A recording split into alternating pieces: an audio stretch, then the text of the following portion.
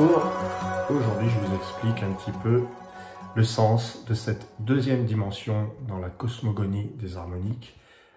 Les 9 dimensions du macrocosme, on a donc vu la première dimension, la dimension de la source. Eh bien, la seconde, c'est évidemment la dimension du feu.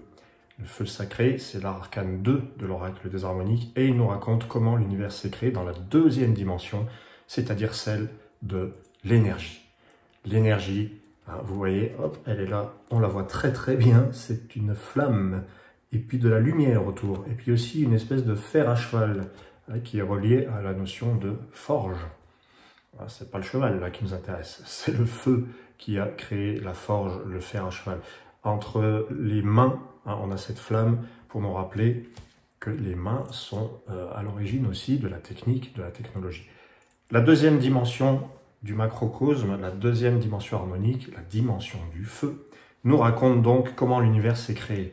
Alors là, on peut parler de Big Bang un peu plus, mais je vais surtout vous parler des particules, mais surtout du feu et de la lumière qui ont créé les étoiles. Le rôle finalement du feu sacré, c'est la combustion, la fusion thermonucléaire qui a créé les étoiles. Il n'y a que du feu, on ne voit que du feu au début de l'univers, puisque ce sont des étoiles, de la combustion, de la fusion, des explosions, et puis des objets célestes qui se percutent les uns les autres. C'est le grand bazar. Il y a beaucoup de feu, il y a beaucoup de bruit. C'est la foudre, c'est l'harmonique, la première harmonique du principe 2. Voilà, donc ce feu, c'est l'énergie créatrice. Mais attention, c'est pas que ça, parce que là, je vous donne une vision entre guillemets matérielle, enfin pas matérielle, mais je dirais rationnelle de l'énergie. Mais il y a aussi l'idée de l'énergie qu'on ne voit pas et qui est actuellement, quand on est vivant, c'est peut-être aussi le souffle de vie. Voilà. Mais ce souffle de vie, il arrive après la création des étoiles, bien évidemment. Et en plus, le souffle de vie, on sait qu'il est issu des étoiles. C'est les étoiles qui ont apporté la vie sur Terre. Je pense que tous les scientifiques s'accordent à dire ça. La vie vient des étoiles. C'est un peu normal, on est au milieu de l'univers, on n'est pas en dehors, donc si la vie vient de quelque part, elle vient des étoiles. C'est en même temps un petit peu logique. Mais les étoiles ont apporté l'eau. Donc l'eau, la source de vie. Voilà, ce feu sacré, il vient manifester l'énergie, la chaleur, la lumière, les flammes, les explosions, la fusion, la combustion. En même temps, je lis un petit peu mes notes parce que je peux vous dire qu'il y a de quoi faire.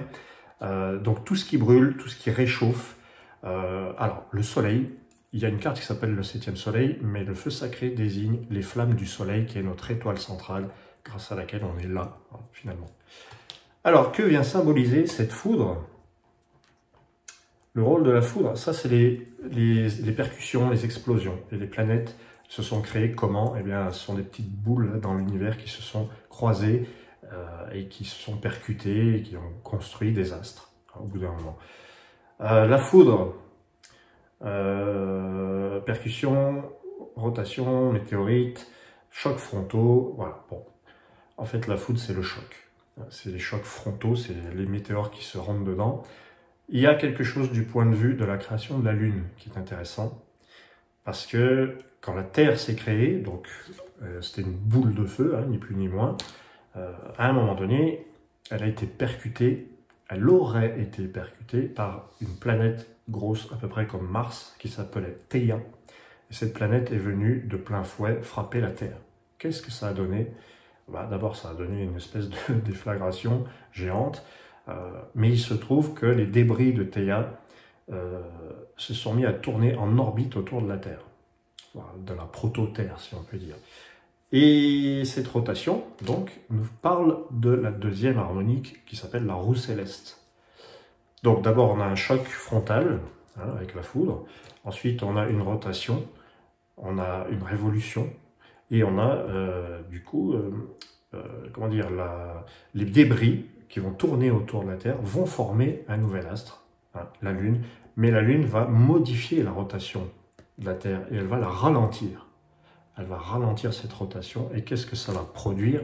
Ça va produire tout ce qu'on sait qu'il y a eu après. Déjà, un environnement viable qui va permettre une nouvelle ère. C'est pour ça que la nouvelle ère est représentée par un papillon qui sort de sa chrysalide.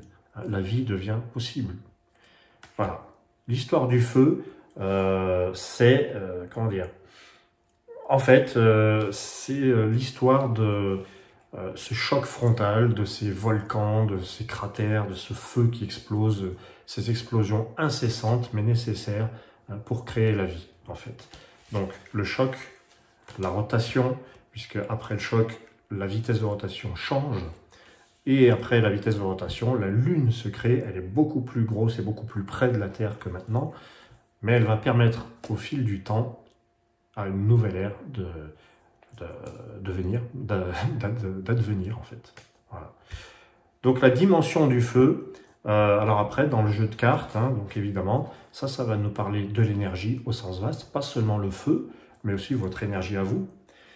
Ça va nous parler des chocs, des choses inattendues, des surprises. C'est pas forcément une planète qui vient s'écraser sur la nôtre, mais ça peut aller jusque-là. Là, vous avez la roue céleste qui va vous parler de rotation, mais de rythme et de temps. Parce que la planète sans la Lune, la planète Terre sans la Lune, elle tournait plus vite, elle tournait différemment. C'était peut-être même un peu chaotique. Mais la Lune est venue maîtriser, ralentir cette rotation, la tempérer, la maîtriser. Et ça a permis cette nouvelle ère. C'est une nouvelle ère qui arrive quand la Lune tourne autour de la Terre. Parce qu'il y a aussi une stabilisation qui se passe à ce moment-là.